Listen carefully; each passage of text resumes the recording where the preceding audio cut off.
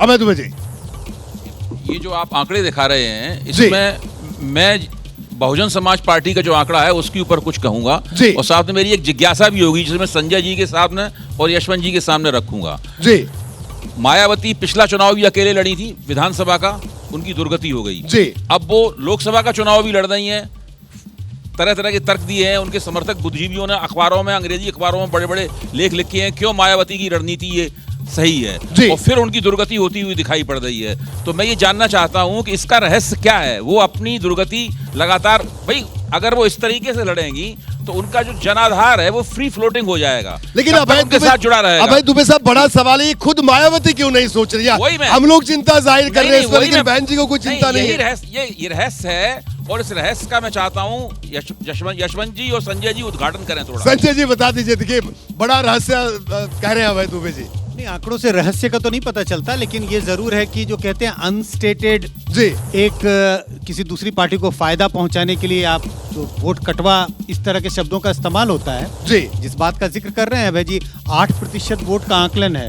जाहिर है कि अगर ये गठबंधन इंडिया गठबंधन के साथ होती तो इंडिया गठबंधन को फायदा होता, किस भी गठबंधन के साथ जाती उसको फायदा होता।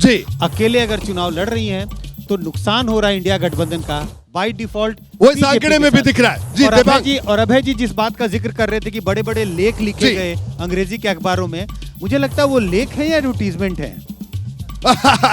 जी देवांग, देखिए ये जो अभय जी पूछ रहे हैं तो साफ है। देखिए मायावती जी अब मुख्यमंत्री रह चुकी हैं, आराम से रहना चाहती हैं जी। वो अलग अलग दफ्तरों में जाके सवालों के जवाब नहीं देना चाहती हैं, इसलिए चुनाव नहीं लड़ रही हैं। पिछली बार भी ये कहा गया था कि वो लेकिन मेरा एक सवाल है, ठीक है मैं जी जी जी जी, क्या 2019 माइक थोड़ा ऊपर करेंगे जी, क्या 2019 में मायावती अलग अलग दफ्तरों में जाकर अलग अलग सवालों के जवाब देना चाहती थी?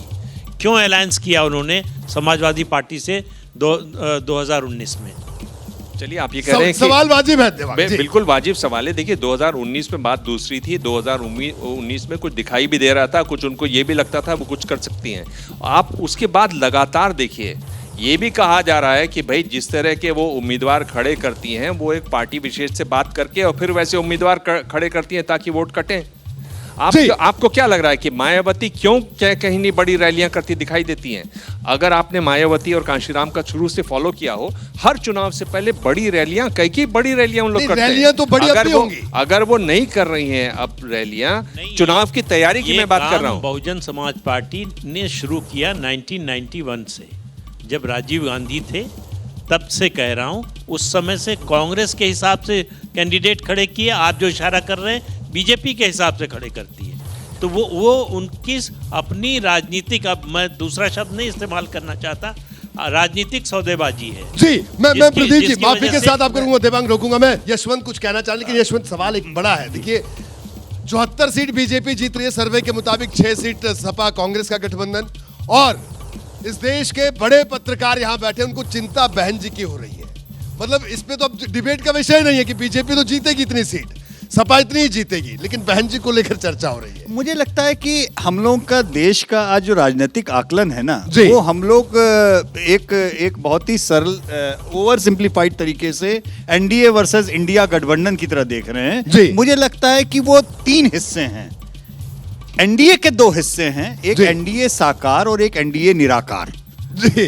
तो ये जो एनडीए निराकार नाम की चीज है जी, ये इसका मामला वो शतरंज के घोड़े पे अड़ैया चाल वाला है जी। जो दिखे न दिखे, जो दिख रहा है। और इसमें मैं ये नहीं आरोप लगाऊंगा कि मायावती अकेले बैठ करके बीजेपी का कोई गेम खेल रही है, क्योंकि इस देश के हर राज्य में आपको कोई ना कोई राजनीतिक प्लेयर ऐसा दिख जाएगा जो एनडीए निराकार का हिस्सा है। वाह, एक नया शब्द आपने गढ़ा यशवंत जी। एनडीए निराकार जो है ना जी, ये बहुत जबरदस्त है। जैसे ही घड़ी का काटा दोपहर 2:30 पे आए, बबीता जी का दिल सास बहू साजिश के लिए मचल जाए।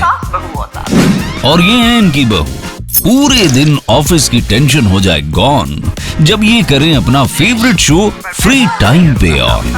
इनकी तरह आप भी देखिए अपना फेवरेट शो अपने टाइम पर और डाउनलोड कीजिए एबीपी लाइव ऐप अपने स्मार्ट टीवी पर।